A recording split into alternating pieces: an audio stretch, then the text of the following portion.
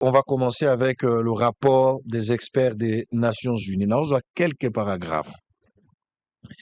Vous allez réagir. Chacun est libre. On a autant à quelques paragraphes et puis vous réagissez. Parce que si je dois aller chaque paragraphe pour un débat, ça nous prendra assez du temps. Des tensions internes. Suivez ça.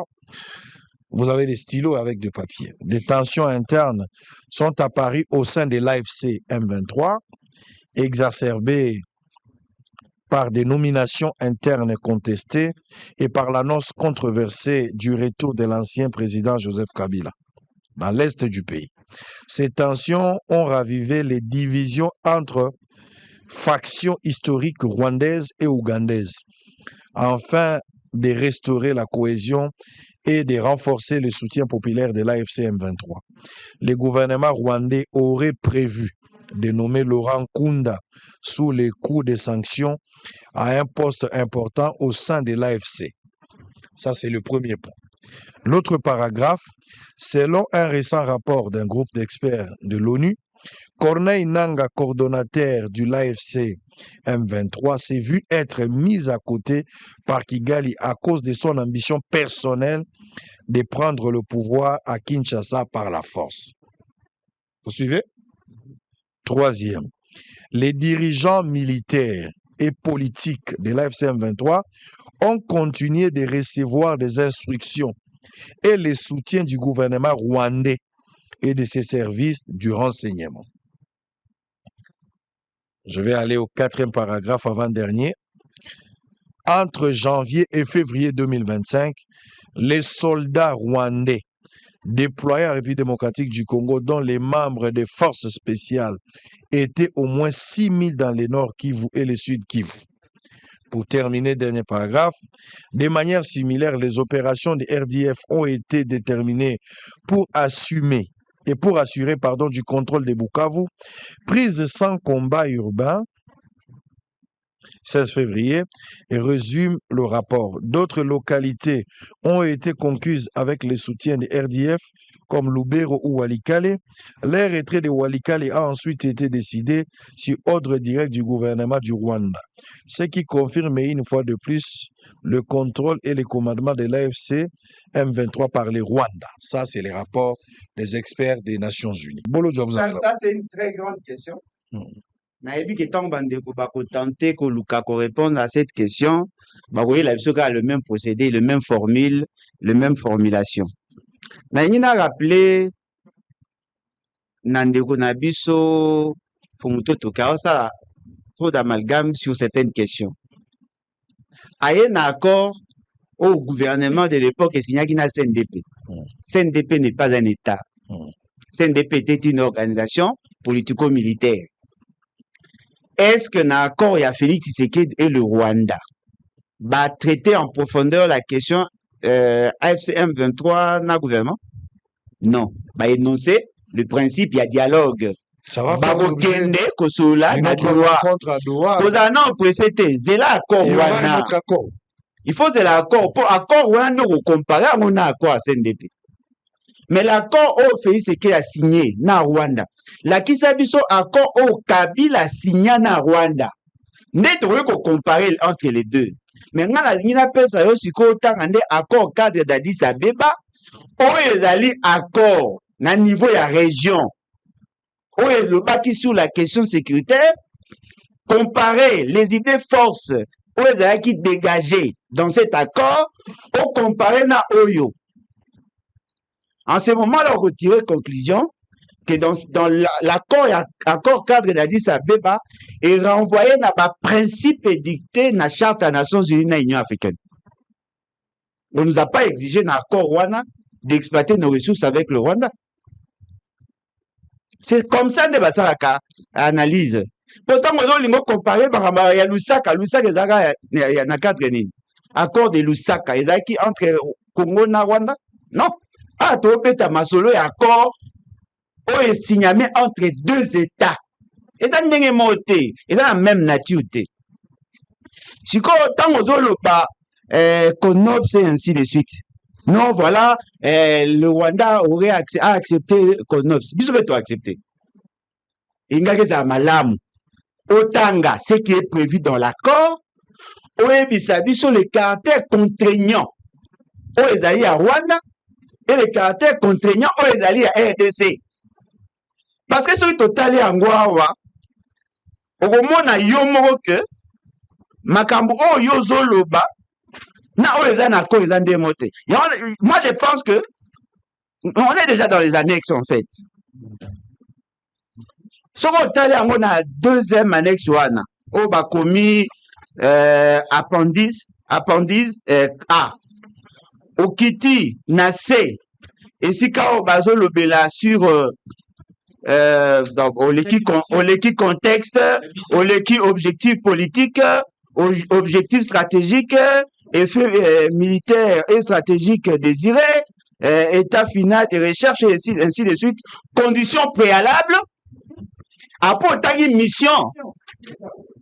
C'est en ce moment-là que nous comprendre makambo yozoloba ezali likanisi na yo omoni nga problème ezali nazo remarquer que ndeko na biso nani Fumutoto na ndeko Mukasa sont de bonne foi bazoloba o bango bazo souhaiter boloba o ekomami pour la RDC comme mission neutraliser les FDLR, oui, favoriser les rapatriements des membres FDLR au Rwanda, garantir les conditions d'une paix et d'une stabilité durable dans la sous-région des Grands Lacs, exact, protéger la population et assurer le retour des déplacés dans leurs milieux d'origine. Oui, pour le Rwanda. C'est pour le Congo. Pour le Rwanda, désengager les forces barres, lever les mesures de défense mise en place par le Rwanda. De deux, assurer la réintégration sociale des ex-combattants FDLR démobilisés et rapatriés au Rwanda. Après Rwanda, exécution du CONOPS. Voilà. Ce qu'on t'a au côté ce qu'on a kati. Au moment que l'essentiel des actions est fandika sur les FDLR. Mais yango ezawate tangando komona. Et on a ça que bon tanga au moins so osali lecture combinée il y a texte à liboso autant ya on a ba annexe on comprend nango bien parce que ozo qui m'a côté à mise en œuvre dans la mise en œuvre tout tourne sur les FDLR. Il y a un problème dans les aliboy faut tout ça ligne de démarcation entre problème tout ça on a Rwanda na problème au plus se déranger biso Rwanda toyebi bandakala avant que tu fais ce kedaya que Rwanda la mobomi abomi biso belé to le ba 10 millions infiltration occupation nyonso wa da to le ba fait ce que amemi na elote to le ba ngo déjà mais ce qu'on peuple bozo ebisa peuple la paix o ekouta soki to neutraliser AFC M23 ce qu'on a accord na bino na CONOPS yo lobby parce que CONOPS ezani eza concept te eza concept batie et opérationnel lo lenge nini bakosala sikoyo na CONOPS yo ozokumisa wana baza ko rassurer biso te qu'on va neutraliser les M23 AFC M23 sikoyo barenvoyer biso na lisolo ya Doha sikoyo yo ozobeta maboko mi lisolo ya Doha na esalami te parce que dans kati ya dialogue entre Félix Tshisekedi na AFC M23 ako obligé bango noter bango baza na exigence na bango Félix Tshisekedi aza na feuille de cahier de charge na ye tango bakofanda bakosolola oh le dialogue ezali le rendez-vous du donner et du recevoir sikoyo na rendez-vous du donner et du recevoir na bango baza kolinga avant bino na bango bosolola bo arrêter d'abord ba poursuite bokangaki nanga avant so na bino te avant so na bino bolongola ba poursuite na ba jugement ya bino poko bosolola ndenge za wana ndenge to so na bino na suka batu na biso tozaki na bango kokanga bango te bo protéger bango sikoyo yo zo bisa peuple tango bako démobiliser bako sambisa bako kanga mais yo zo yango wa po basoyi non te parce que ça na accord aux États-Unis a signé bino na le yenge et je suis sûr et certain le honnête tolo ba fait ce qui est en train de regretter na comprendre nango mukie na maloba fumu pa oti koloba s'il y a des erreurs il répondait à une question lui posée certainement par l'un des journalistes. Si, bien sûr. À lobby, s'il y a des faiblesses, il y aura possibilité de ça pour récemment. Heureusement pour eux, na ba disposition finale au basali, il y a possibilité effectivement d'amender. Tu comprends pas si nange eza boy. Boy bisa peuple, ndenge ndeko moka salobi, eza yango na ba faiblesse ndenge ya boy kondima, mais eza mieux pour la conception na bino. Moi j'aurais souhaité botika biso na accord cadre d'Addis Abeba. Parce que dans l'accord cadre d'Addis Abeba, bah obligé de exploiter na Rwanda minerai na biso te. Bah obligé biso te. Bah tiens mécanisme à suivi et pas na biso, bah tiens mécanisme à suivi et pas na bango. Il y a la communauté internationale qui faisait le suivi. Vous avez telle obligation, quel est le niveau, il y a exécution. Côté au Bossala Kibo, quel est le niveau d'exécution? Bien qu'il n'y avait pas un caractère contraignant parce qu'on n'avait pas mis en place le mécanisme de sanctionner les États. Mais du moins, il y avait un mécanisme de suivi. Tant Mobino besoin qui pouvoir, beaucoup de François Mwamba. Après, Boche Claude Balanke. Le long Boche Moutoumoussous. Pourquoi avez-vous abandonné cette démarche qui garantissait par ailleurs notre souveraineté? Au moins, il place à notre royaume 40 années. Bouba peuple. Bino bolongwa na Congo na voyage na bino innombrable dit-il. Boké na États-Unis, boyebisi biso, toké na États-Unis, to pesa bango minéraux ou to mona raté, to zevi pe importance na ngote, bango ba garantie biso pe. Au moins na place wana boyebelo moro. Il y a un élément que tous les Congolais n'accepteront pas. De voir notre gouvernement en amour avec le Rwanda. Peut-être que nous tenir qu'on a dimension. Le jour où tu as un match na Chan contre le Rwanda, les gens n'ont pas soutenu que l'équipe nationale, bah soutenir la fierté nationale. Les gens se sont déplacés Balongo, Bukavu, Goma, Kisangani, Kinshasa, Kei Kota la match. Moi, ce to pour la to pour la par rapport à Balé. To pour la par rapport à la philosophie na biso. Topoi Rwanda.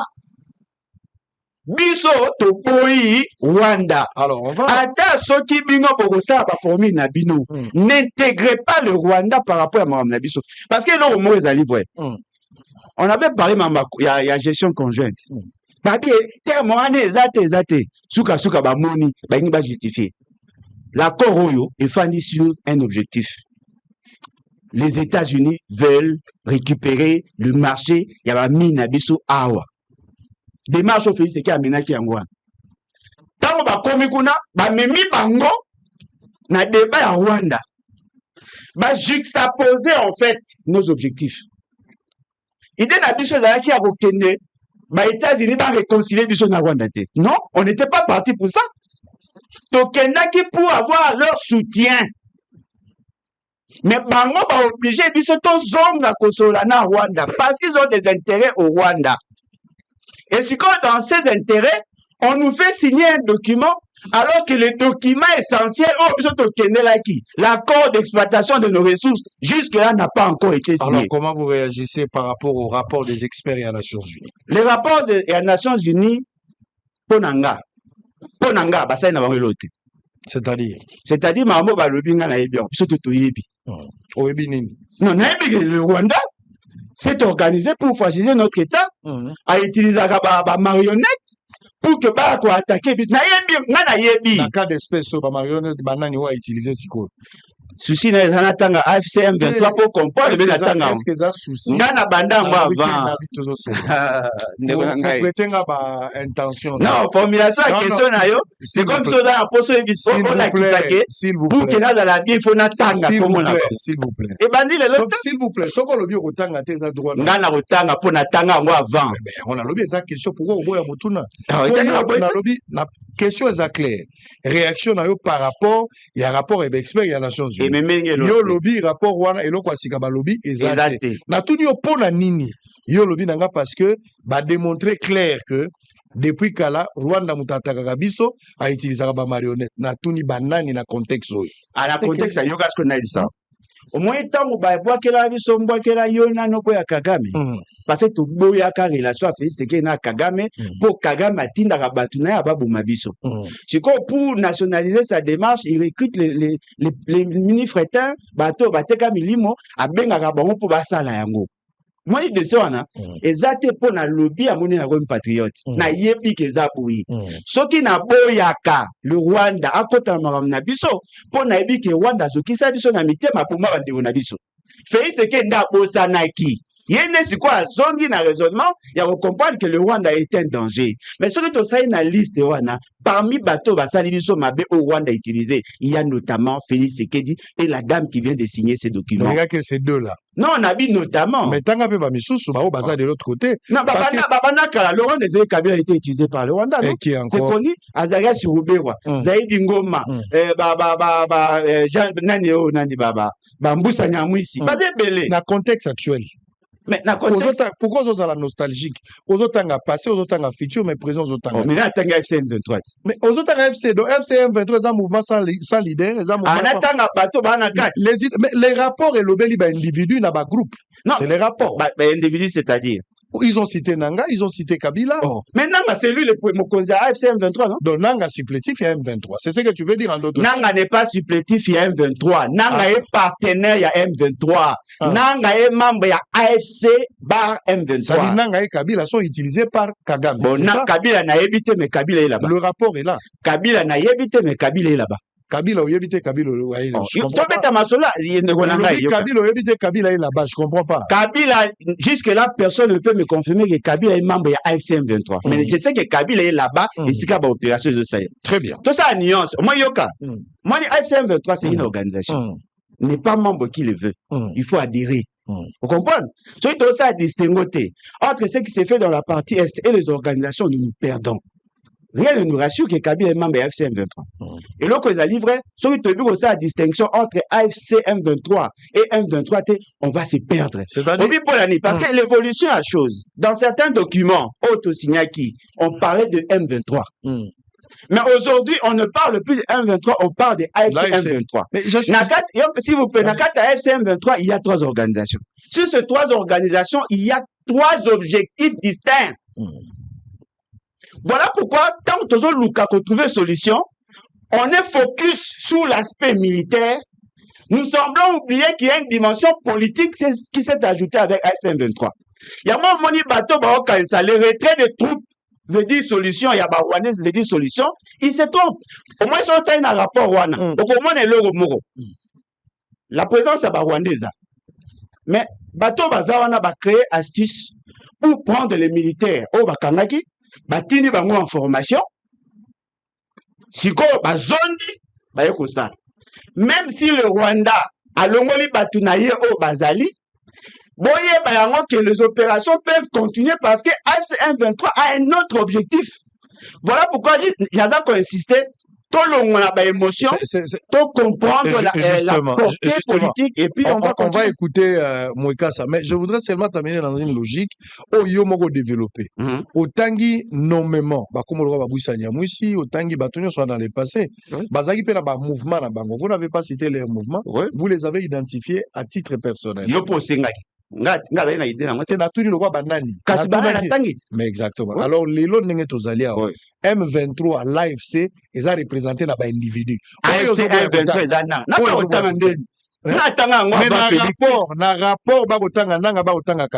oh, mais ça va t'enguiner Kabila. C'est information à péché. Très bien. Allez, très bien.